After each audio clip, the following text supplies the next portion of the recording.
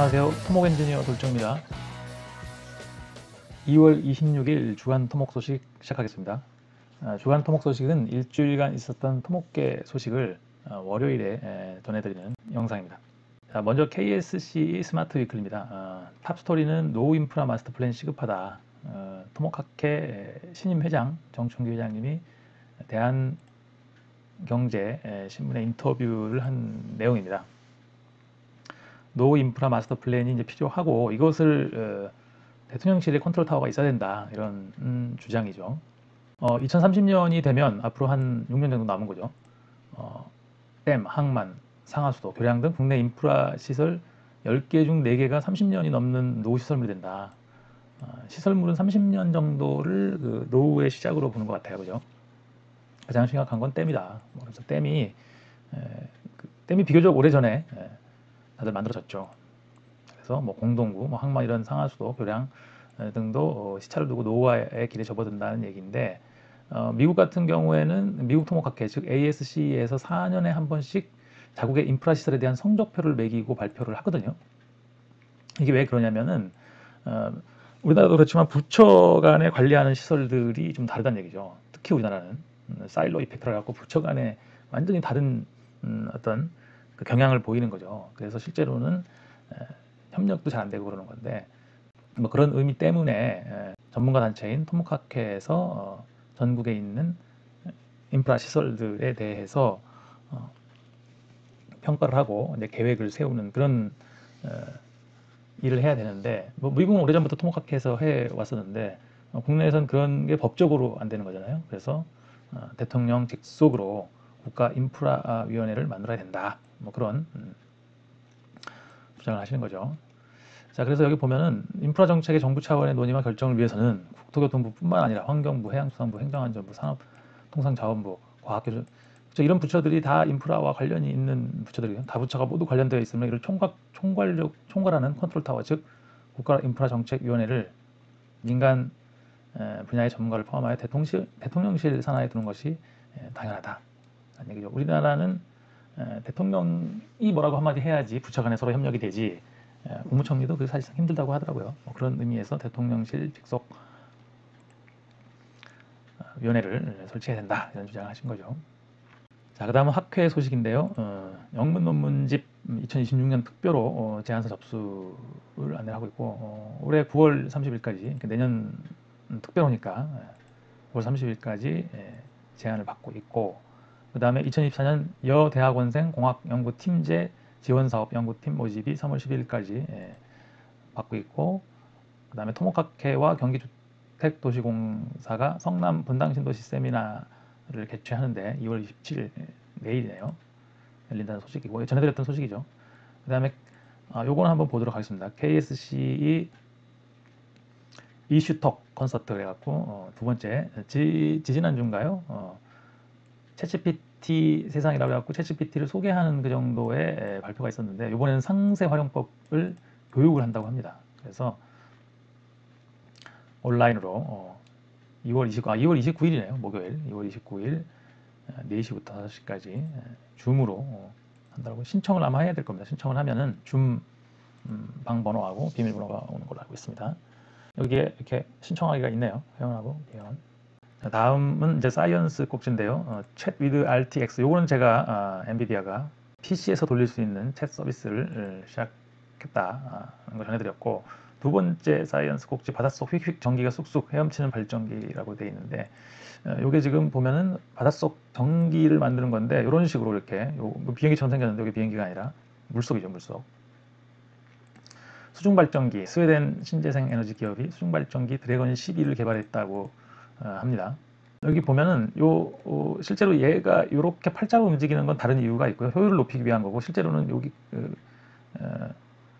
비행기처럼 생긴 드론, 뭐 수중 드론이라고 해야 되나? 아무튼 거기에 프로펠러가 있어서 그게 돌아가면서 전기를 만드는 건데요. 요거는 영상을 한번 보도록 하겠습니다.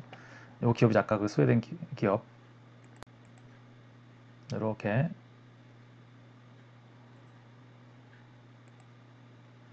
이게 저는 처음에 조류인 줄 알았는데 해류예요, 해류. 해류라는 건 움직이잖아요. 계속 같은 방향으로 계속 움직이잖아요, 그죠? 그래서 그 해류를 이용하는 겁니다. 조류는 들어갔다 나왔다 하는 거잖아요, 조력. 그래서 이렇게 프로펠러가 있는 거죠, 이렇게. 그래서 요게 돌아가면서 전기를 만드는 거고, 로프는 어디다 고정을 시켜야 되잖아요, 그죠? 그래서 해저면에다 고정을 시켜놓고 해류가 움직일 때 마치 연 같은 거죠. 저번에 한번 소개드렸는데 연으로 발전하는 그런 것도 있었죠. 그렇죠? 이렇게 이제 팔자로 움직이는 이유는 이렇게 하면 효율이 더 높다고 그래요. 여기 이제 기사에서는 어떤 설명을 했냐면 우리가 팔자로 움직이는 이유는 우리가 연을 날릴 때 연 날려보시면 알겠지만 우리가 이렇게 그 뭐죠? 뛰어가면은 그 연이 더 잘 올라가잖아요. 뭐 그런 것처럼 팔자로 움직이면 약간 그런 효과가 있다고 합니다. 이게 생각보다 커요. 주 날개 길이는 12m고 중량은 28톤. 그래서 동체 후미에 달린 프로펠러다. 이 프로펠러가 돌면서 전기를 만드는 거죠. 해류입니다. 해류. 그러니까 조류와 좀 헷갈릴 수 있는데 해류죠.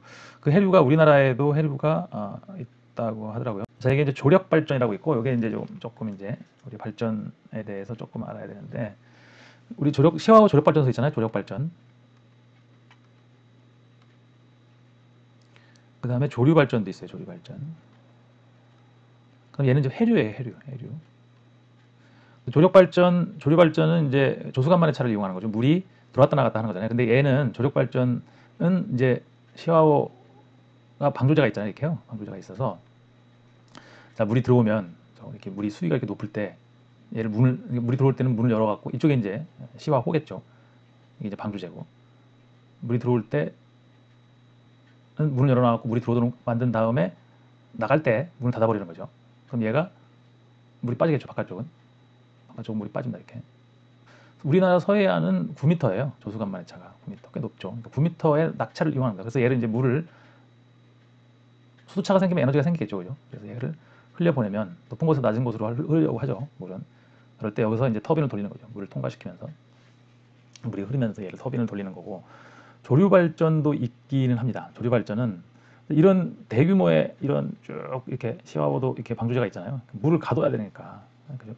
뭐 댐에 있는 발전소하고 비슷한 거죠. 개념은 낙차를 이용하는 거니까. 근데 이제 조류 발전은 그냥 이게 들어오고 나가고 물이 들어오고 나가고 하는 과정에서 조류가 생긴다는 얘기죠. 조류. 흐름이 생기죠. 흐름. 그래서 이쪽 방향으로 갔다가 이쪽 방향으로 갔다가 물의 흐름이 생겨요. 물이 쭉 들어오고 나가고 이러는 과정에서 조류를 이용해서 발전하는 건데, 얘는 이제 프로펠러를 이용하는 거죠. 그냥 뭐 보통은 이렇게 땅에다 이렇게 세워놓습니다. 세워놓고 여기 이제 프로펠러를 이렇게 구조물을 만들어 물 속에서, 그럼 조류가 왔다 갔다 하면서 도는 건데, 뭐 이 조류를 이용하려고 많은 노력을 했는데 이게 쉽지가 않은 게, 조류라는 게 그 높낮이가 있잖아요. 그러니까 높낮이가 있다 보니까 이렇게 땅에다 고정시켜서 뭘 하기도 쉽지 않고, 그죠? 왜냐하면 처음에 들어올 때는 밑에서부터 이렇게 차오르는 거잖아요. 이렇게. 그러니까 이걸 어느 위치에다가 이 프로펠러를 위치시켜야 되냐. 그러면 이제 부역 시스템을 쓰든지 이제 뭐 그런 장치들이 필요하겠죠. 근데 이거는 지금 요 개념은 저도 이제 처음에 조류인 줄 알았는데 해류입니다. 해류. 해류라는 거는 아까 여기 영상에서도 나와 있었지만은 전 세계에 퍼져 있는 거죠. 이렇게 어디에서 어느 방향으로 계속해서 움직이는 거죠. 바닷물 자체가. 자, 그래서 개를 이용한다는 얘기고요.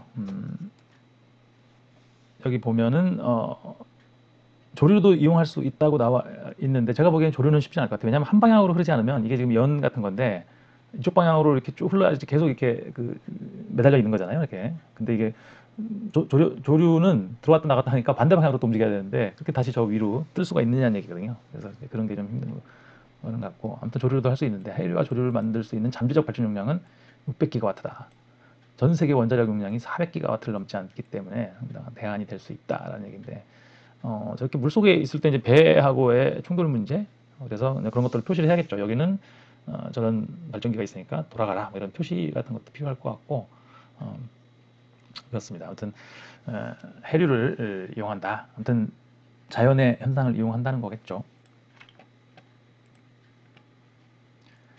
자, 그 다음에 오픈 AI 소라 등장. 요거 지난주에 소개를 해드렸던 것 같은데 뭐 난리가 났죠. 뭐 이렇게 이게 다 텍스트로 만들어낸 영상입니다. 사진 한 장을, 요거 같은 경우는 아까 사진 한 장을 주고 이거를 영상으로 만들어 그러면 1분 길이 영상을 만드는 기능이 있더랬거든요. 얘도 이제 뭐 맘모스가 막 뛰어오는 장면이었는데, 아무튼 이거에 대해서 이제 물리 현상을 얘가 이해하는 거냐, 이런 것들은 사실 물리 현상이잖아요. 단순히 이미지가 아니라. 근데 이미 샘 알트먼이 예전에 그런 얘기를 했다고 하더라고요. 이런 영상을 만들어내는 것 자체가 시뮬레이션의 일부다, 약간 그런 식으로. 영상이라는 게 실제로 물리 현상 학습할 때 물리 현상이 담긴 영상을 학습하는 거기 때문에 그런 것들이 뭐 학습이 돼 있다, 약간 그런 의미인 것 같아요. 그 다음에 건설 꼭지입니다. 해외 사업 넓히는 건설업계, 올해는 400억 달러 수준 목표. 이거 이제 국토부에서 발표를 한 건데, 뭐 국내 주택 시장이 지금 위축돼 있잖아요. 그 다음에 이제 뭐 토목 같은 경우에도 이제 메가 프로젝트들은 좀 많이 줄었죠. 예전보다 큰 프로젝트, 전국에 걸쳐서 하는 프로젝트들은 많이 줄어서, 국토부 장관은 당연히 이제 건설업을 활성화시키려고 노력을 하는 건데, 과거 패턴에서 벗어나 해외 도시개발 사업에 관심을 가져야 된다. 도시개발 사업에 관심을 가져야 한다고 이제 하면서 우리 올해 400억 달러 해보자, 뭐 이렇게 얘기했는데, 제가 주간 토목 소식에서 다뤘지만 작년에 했던 333억 달러인가요? 작년에 350억 달러 했는데 예상에 못 미쳤다고 그랬는데, 그 중에 한 100억 달러가 미국으로 간 우리나라 기업들이 뭐 SK, 뭐 기아, 현대, 뭐 삼성, 이런 기업들이 미국에 자기네 자사 공장을 짓는데 계열사 건설사들이 가서 시공한 거라서, 일단 그거 100억 달러는 잡으면 안 되는 것 같은데, 아무튼 그래서 300억 달러가 아니라 실제로는 200억 달러대였다고 봐야 되는 거죠. 그런데 이제 요번에 400억 달러를 목표로 하겠다. 그리고서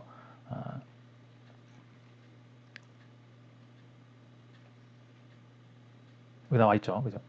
100억 달러로 가장 높았죠, 미국이. 근데 이게 인플레이션 감축법 IRA, 그죠?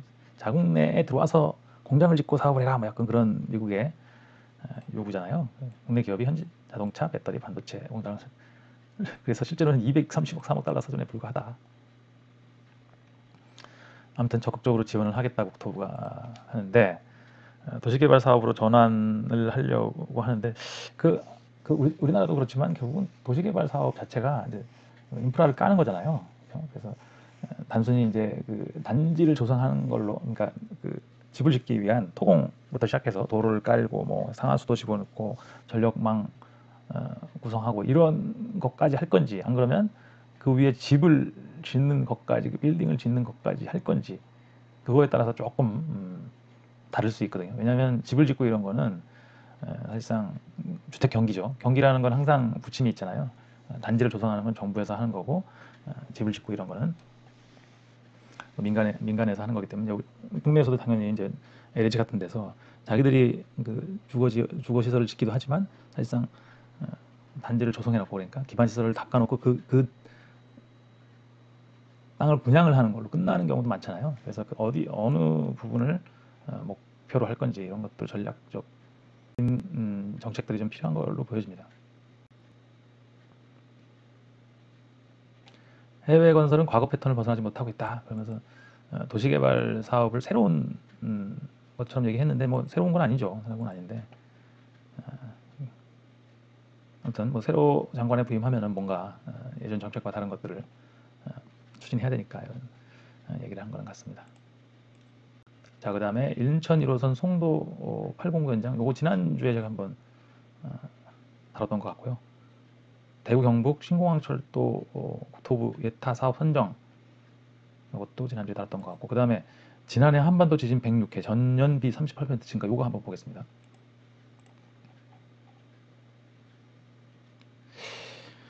이게 지진이 작년에 많이 발생했다고 하는데, 이게 볼 때 조금 이제 주의 깊게 봐야 되는 게, 어떤 지진이 발생했느냐가 중요하거든요. 그래서 2.0 이상 지진이 106회 발생했다. 2.0이면 사실상 거의 사람이 느끼지 못할 정도의 진원지 근처에서만 살짝 느끼는 정도거든요.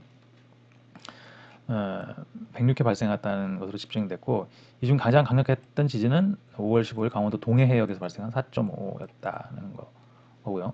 아무튼 2023년 지진 연보가 나왔고, 2.0 이상의 지진이 106회 발생했고, 이게 2022년은 77회였기 때문에 이제 상당히 많이 늘어난 거였는데, 항상 통계를 볼 때 어떤 거를 이제 주로 강조할 거냐 발표하면서 이런 건데 2.0 이상의 지진은 그렇게 뭐 큰 의미는 없을 수도 있죠. 저는 요게 이제 주목했는데 3.0 이상의 지진도 총 16회로 8회였던 2022년에 비해 2배를 기록했다. 그러니까 3.0 이상의 지진도 꽤 많이 일어났다. 전체적으로 지진이 많이 일어났고 뭐 작은 지진부터 큰 지진까지 많이 일어났다는 얘기죠.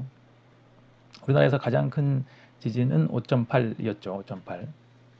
경주에서 5.8이었고 사실상 경주에서 5.8 지진이 일어났지만 그때는 많은 피해는 있지 않았어요. 근데 실제로는 이제 더 많은 피해가 있었던 거는 경북 포항에서 5.4의 지진이 일어났었으니까 2017년에. 자, 다음은 글로벌 소식인데 요 지금 오타니 터널 라이닝 붕괴 소식은 지난주에 전해드렸던 것 같고 그다음에 여기 이제 펜실베니아 얘기입니다. 이 폰 할로우 요 교량 붕괴는 꽤 유명하죠. 계속해서 지금 언론에 나오고 있는데 한국과 다른 게 미국에서는 이런 게 사회적인 문제에 대해서는 지속적으로 추적을 해갖고 뉴스를 내보내고 있습니다. 이 얘기는 지금 2022년에 이 교량이 붕괴됐었죠. 그때 뭐 바이든이 이제 뭐 연설이라고 하나요? 이 교량을 방문해서 뭐 야 이런 노후 교량들이 있으니까 이거 빨리 고공사를 하고 뭐 이런 식으로 해야 된다. 예산을 책정해서 이 사업을 해야 된다. 인프라를 재건 사업을 해야 된다. 뭐 이런 걸 연설하려고 하는데 그 바이든이 오기 전에 몇 시간 전인가요? 이게 혼자서 붕괴됐었던 그런 사고였었죠. 아무튼 지금 계속 조사를 하고 있는데 이 뉴스는 지금 국가교통안전위원회 내셔널 트랜스포테이션 세이프티 보드에서 조사관이 청문회를 해서 이제 조사 결과를 발표했는데 조사관은 지금 시공무원들이 2005년부터 2021년까지 검사 보고서에 설명된 중요한 권정사항을 해결하지 못했다. 그러니까 검사는 하긴 한 거예요. 진단을 하긴 했는데 이거를 뭐 문제가 있으니까 빨리 저기를 해라, 뭐 관리 보강을 해라, 뭐 이런 권장 사항을 이행을 하지 못했다는 얘기죠. 그래서 심각하게 훼손이 돼서 이게 붕괴됐다는 얘기죠. 14,000명이 이제 통행이 있었나 보네요. 하루 매일. 이제 당시 사고 때의 사진이고요. 여기 지금 보면 뭐 버스도 있었고 차가 많이 다니던 상황이었는데 이게 상태가 어땠냐면은 그죠? 이 정도였어요. 이거 완전 뭐 단면이 완전히 부식돼서 이렇게 뻥 뚫려 있을 정도로 이렇게 되는데 이거를 당연히 이제 조사를 했을 거고 그거를 발주처에다 보고를 했을 텐데 이거를 계속 미뤄왔던 얘기죠. 아무튼 어떤 이런 뭐 청문회가 됐던 이런 이벤트가 있을 때마다 저는 사고에 대해서 자꾸 되짚어보고 어떤 사회적으로 문제를 지적하는 언론이 계속 활동을 하고 있죠. 아무튼 여기서 뭐 요게 이제 폰 할로우 재앙은 재난 뭐 이런 거겠죠. 피츠버그시와 펜실베니아 DOT 모두에게 심각한 경각심을 불러일으켰습니다. 라고 호맨디 이제 조사위원회 장인 것 같아요. 우리는 인프라를 당연하게 여길 수 없습니다. 생명이 달려 있습니다. 라고 얘기했다고 합니다. 자, 다음은 댐버 워터 encouraging height of 로스 리저비어 댐. 요 뉴스는 이게 뉴스 검색을 해서 나온 건데 이게 미국 토모카케에 올라온 소식이더라고요. 그러니까 여기도 지금 토모카케가 11인전 리소스 뭐 이렇게 하고 매거진 통공학 매거진 아마 학회지 같은 건가 그죠? 그러니까 사회 뉴스 코너에 지금 이게 올라온 건데 댐버 워터라는 게 뭐 회사 이름이더라고요. 저수지 댐 높이 증가 사업에 대한 얘기입니다. 그러니까 뭐 이게 기후 변화에 의해서 예전에 만들어놨던 댐의 용량이 부족하고 뭐 그렇기 때문에 한때 우리나라도 그런 사업들 많이 했었던 댐 증설 사업이죠. 그런 것들을 했었는데 네, 그 얘기입니다. 그래서 댐버 어떻게 하냐면은 하류면을 따라 롤러 압축 콘크리트를 타설한다는 거죠. 이게 70년이나 된 댐이네요. 높이를 거의 40%, 상당히 많이 높게 하네요. 그러니까 이게 댐이라는 게 결국은 뭐 이렇게 만들어져 있을 거 아니에요, 그죠? 물을 여기다 이제 채워넣는 건데 이게 이제 높이가 여유교라는 게 항상 있을 텐데 이게 이제 뭐 높여야 된다. 여기는 지금 40%나 높인다는 얘기인데 여기만 이렇게 높여갖고는 안정이 안 되겠죠. 얘 무게로 지금 버티는 거거든요, W. 수압이 이만한 수압이 이렇게 커지겠죠, 그죠? 그럼 얘가 댐이 넘어가겠죠. 그래서 얘를 지금 어떻게 하냐면 이렇게 높이를만 높이는 게 중요한 게 아니라 전체적인 무게를 키워야 되니까 밀려나지도 않아야 되고. 그래서 이 하류에다가 여기다가 뭐 상류에다 할 수는 없잖아요. 물속이니까 하류에다가 이렇게 아까 롤러 패크드, 롤러 압축 콘크리트 이렇게 콘크리트를 쳐서 앞면을 증설하는 사업을 한다는 얘기죠. 자, 최신 소식은 한번 보시면 될 것 같고요. 핫클립입니다. 핫클립은 첫 번째 영상은 뭐냐면 이제 이게 여기 제목은 How to install a pipeline under railroad 이렇게 되어 있는데 이제 뭐 기차가 계속 24시간 다니니까 이 밑에를 통과하는 파이프라인을 어떻게 설치할 것이냐 뭐 이런 얘기인데 이게 이제 아빅 공법이죠. 우리 뭐 흔히 비계착 공법이라고도 하는데 하수관이 됐든 상수관이 됐든 아니면 뭐 가스관 이런 것들도 이제 이 공법을 많이 쓰거든요. 이렇게 밀어넣는 거죠. 이렇게 스크류로 뚫기도 하고 뭐 사람이 들어가서 뚫기도 합니다. 이게 스크류로 얘를 뚫는 게 이게 균질한 토사지반이면 이게 편한데 그렇게 안 되고 만약에 그래서 큰 돌이 걸렸다.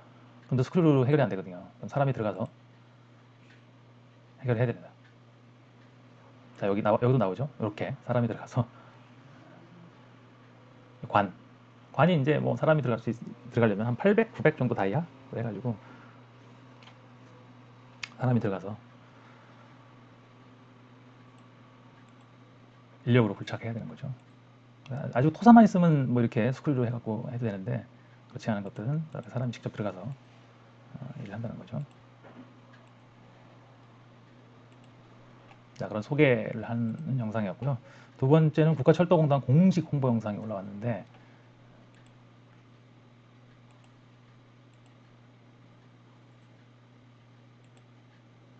그래서 뭐 탄소 중립 뭐 이런 얘기도 나오고 기후 위기 시대 탄소 중립을 위해서 친환경 운송 수단 국가철도공단이 만든다 뭐 그런 거죠.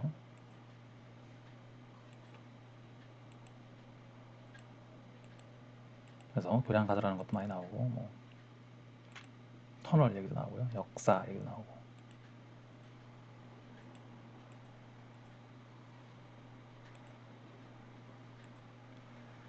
자, 그 다음에 이제 마지막 영상입니다. 국토부 이제는 도시를 수출하는 시대.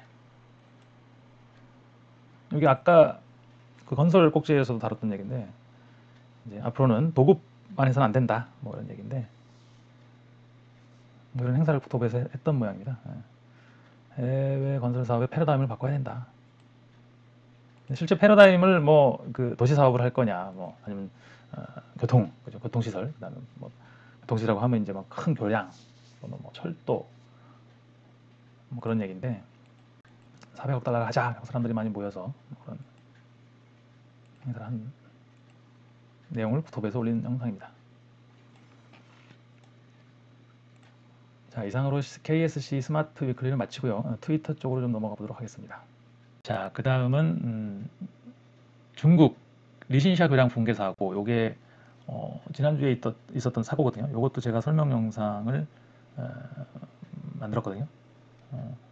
선박이 그 교량 사이를 통과하다가 충돌을 해서 상부 걷어가 떨어졌는데 하필이면 이 상부 걷어가 강경관으로 약간 게르바브처럼 이렇게 올려져 있던 부분이었어요. 하필이면 거기를 들이받은 거죠. 교각이 이렇게 변이가 많이 생기면서 단경관으로 올려놓은 부분이 그냥 뚝 떨어져 버렸던 거죠. 그래서 요 부분이 그래서 그걸 제가 이제 분석한 그 영상을 한번 올렸습니다. 자, 그 다음에 요 기사는 조금 주의 깊게 봐야 될 필요도 있을 것 같아요. 그러니까 이게 우리 이제 토목을 하는 토목 엔지니어들은 발주처의 의지를 많이 따르기도 하고 이제 지침이나 이런 것들을 따르긴 하잖아요. 근데 이제 이런 것들은 토목 전문가들이 아닌 외부의 시선으로 보는 것도 되게 중요하거든요. 근데 우리가 그 GTX 노선이 있는데 이게 지금 군한 승강장이 없다라고 이제 비판을 하고 있는 거거든요. 이 기사는. 뭐 공포까지는 아닌데 사실상 뭐 사람들이 그런 걸 알고 있지는 않잖아요. 군한 승강장이 있는지 없는지. 여기 머니에스라는 매체인데 이제 아마 군한 승강장이 뭐 이런 개념이죠. 우리 이제 터널 가다 보면 뭐 터널 이렇게 가다 보면 중간에 이렇게 뭐 비상 주차대처럼 이렇게 돼 있잖아요. 이런 것처럼, 그죠? 터널에도, 철도 터널에도 사람들이 이제 문제가 생기면, 그죠? 차가 어딘가 서가지고 사람들을 내려줘서 대피할 수 있도록 이렇게 해야 되는데, 승강장을 이렇게 만들어야 된다, 뭐 이런 얘기인 것 같아요, 그죠? 그러니까 임시역 같은 거죠. 임시정차역, 뭐 이런 거가 있어야 되는 거 아니냐, 뭐 이런 비판의 목소리인 것 같습니다. 그래서 이제 공단 입장에서는 이게 이제 우리는 수직구가 많다, 수직구로 대피하고 뭐 이렇게 할 수 있다, 뭐 이런 식으로 이제 얘기를 하고 있는 것 같습니다. 전 세계적으로 길이 15km 이상 터널 중 군항 승강장이 없는 곳이 없다, 다 있다는 얘기죠. 이런 터널의 경우 비상사태 시 인근 정거장 정차와 대피를 명시하고 있는 SRT 운영 지침도 따를 수가 없는 상황이라면서 GTX 개통 전 이용 안전을 고려해 구조 차량 정차 회차가 가능한 장소를 조성해야 된다, 하는 얘기죠. 이에 대해서 철도공단은 분할 승강장 설치가 법적 의무는 아니다 라는 입장이었고, 철도공단 관계자는 분할 승강장은 필수 시설이 아닌 대체 가능 시설이며 법적 의무사항이 아니다 라고 설명했다. 현재 비상용 수직구 19개가 터널 내에 위치하고 있고 올해 수직구 2개소를 추가 설치할 예정이다 라고 이렇게 얘기를 하고 있는 거죠. 그 다음에 또 이 기사에서 또 하나 지적한 거는 GTX B 노선 실시 설계 기한이 1년이라서 너무 짧은 거 아니냐, 국토부는 절차상 문제가 없다. 그러니까 다른 A 노선이나 다른 노선들은 그러니까 실시 설계 기본 및 실시 설계 용역 기간이 더 길었는데 너무 짧은 거 아니냐, 뭐 이런 비판하고 있는 거죠. 졸속이다, 뭐 약간 이렇게 비판하고 있는 것 같습니다.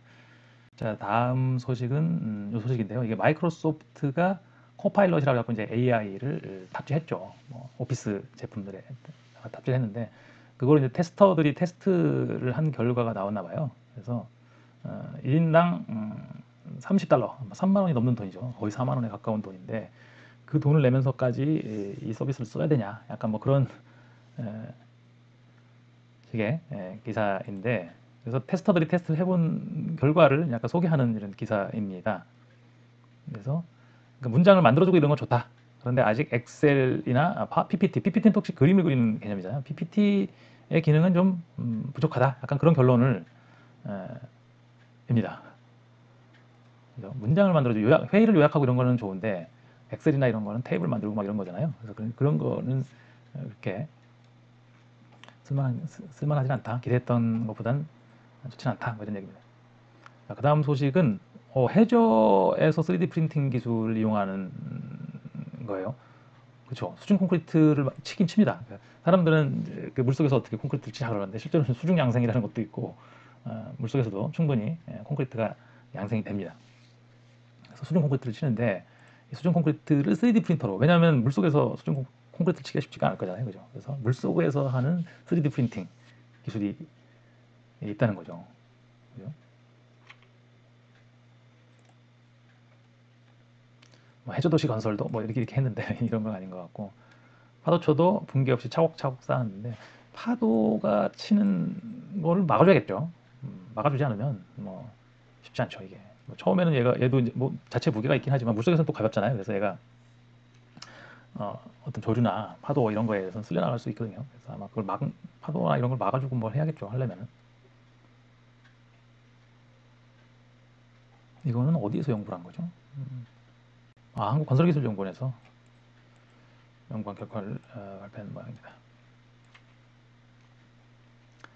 자, 그 다음에 네덜란드에서 아치교가 붕괴됐는데 제가 또 영상을 올렸거든요. 중국 신사 교량인가요? 그 교량 관련해서 뭐 이렇게 검색을 하다 보니까 이제 걸렸는데 이 검색에 나왔는데 아치 립을 이렇게 올려놓다가 이게 떨어졌어요. 여기 보면은 지금 크레인에 이 로프가 이렇게 아예 한쪽은 이렇게 끊어져 있고 한쪽은 아예 그냥 이탈되어 없어져 버렸는데 이게 이런 사고가 나오기가 쉽지가 않은데 어떻게 해서 이 사고가 났는지. 물론 아치 립이라는 것 자체가 교량 형상이나 이런 걸 봤을 때 이렇게 3차원이거든요. 3차원. 그러니까 한 평면으로 이렇게 딱 올려놨을 때 딱 고정되어 있는 건 아니에요. 이렇게 꺾어져서 올라가고 그다음에 형상도 이렇게 곡선이잖아요. 그래서 저걸 다루기가 쉽지 않습니다. 그래서 지금 이게 지지점의 문제이냐 아니면 로프 자체의 문제냐 뭐 이런 방향으로, 두 가지 방향으로 아마 조사가 될 거나 같습니다. 자, 그 다음 뉴스는 뭐 공사 97.5% 지금 다음 달 3월에 개통한다는 계획으로 지금 시험 운행을 하고 있거든요. 그래서 아마 언론 상대로 아마 시승 그 행사도 했던 걸로 알고 있거든요. 그래서 뭐 곧 개통이 되는 겁니다. 자, 그 다음 소식은 가덕도 신공항 건설공단을 만들기로 이제 돼 있고 법이 통과돼서 지금 경력직 45명을 뽑는다는 거예요. 45명 뽑는다는 건데 요거 내용 보면은 그래서 저는 야 공항 만드는데 공단이 그 일을 하는 거죠. 공항을 건설하는 일부터 시작하겠죠. 그래서 분야별로 몇 명이나 뽑나 이렇게 봤더니 생각보다 토목직이 이렇게 많지 않더라고요. 8명. 그죠? 뭐 이런 뭐 행정 재무도 필요하겠죠. 전산 6명, 토목 8명밖에 안 되나? 건축 6명. 물론 뭐 여기는 이제 발주를 관리하겠죠. 뭐 실제 설계나 시공 감리 이런 거는 이제 업체에서 할 거니까. 그래도 토목이 8명밖에 안 되나? 라는 생각을 해봤습니다. 자, 그 다음에 거북섬 경관브릿지. 여기 어디냐면 시흥시에 거북섬이 있나 봐요. 거북섬 경관브릿지를 연다. 요즘에 이제 이런 관광 사업에 필요한 이런 데크, 그렇죠. 차는 안 다니고 사람만 다닐 수 있는 이런 데크 형태의 교량들이 꽤 많이 생깁니다. 유지 관리에 많이 신경 써야 되거든요, 이거.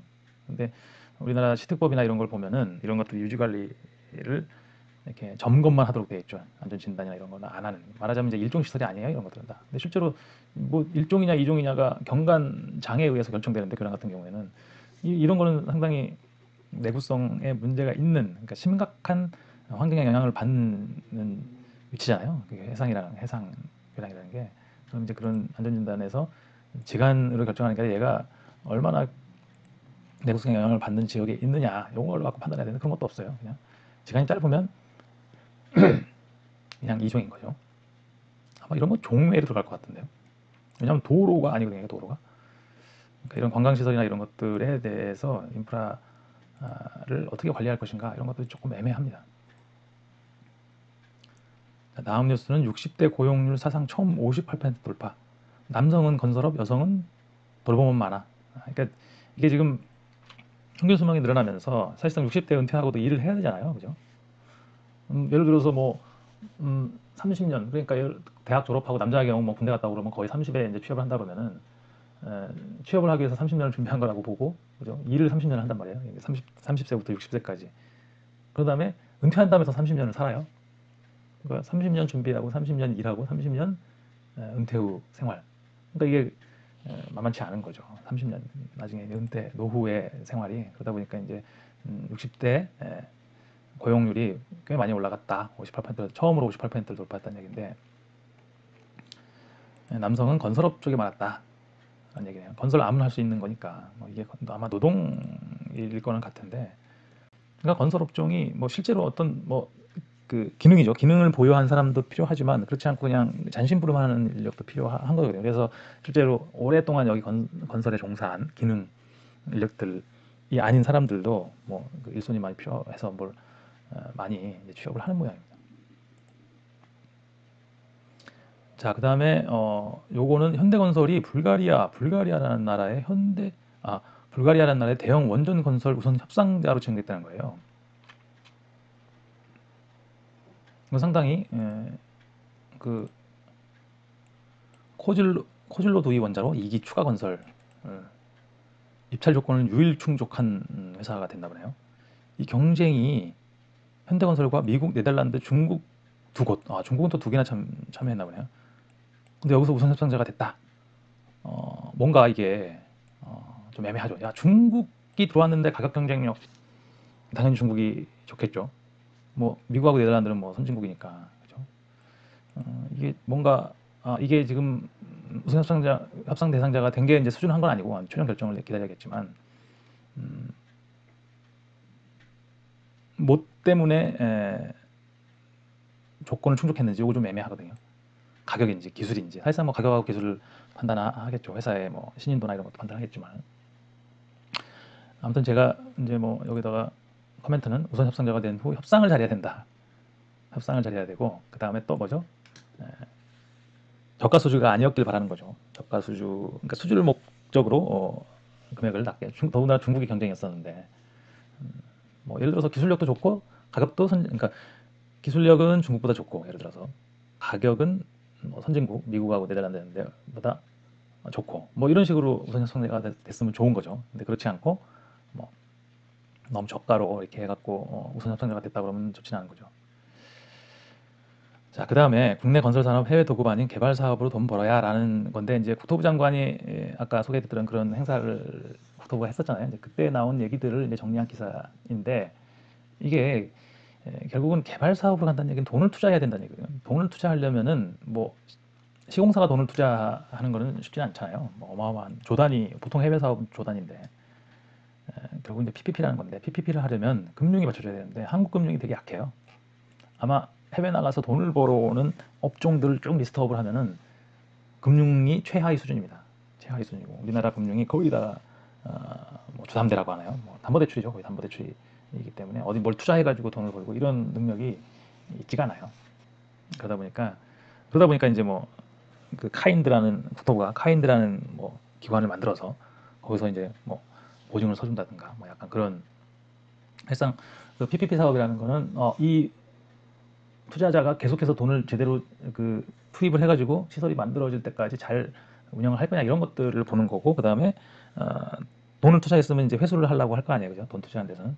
그래서 그 회수 결국은 뭐 교통시설 같은 경우는 이제 뭐 통행료나 이런 건데 그런 것들을 얼마나 적게 책정해서 갖고 들어오느냐 뭐 이런 건데 그런 것들 공사비부터 시작해서 통행료 수입, 뭐 수요 뭐 이런 것들을 다 면밀하게 검토를 한 다음에 투자할 건지 말 건지를 그 판단을 하는데 그런 능력들이 안 된다는 얘기죠.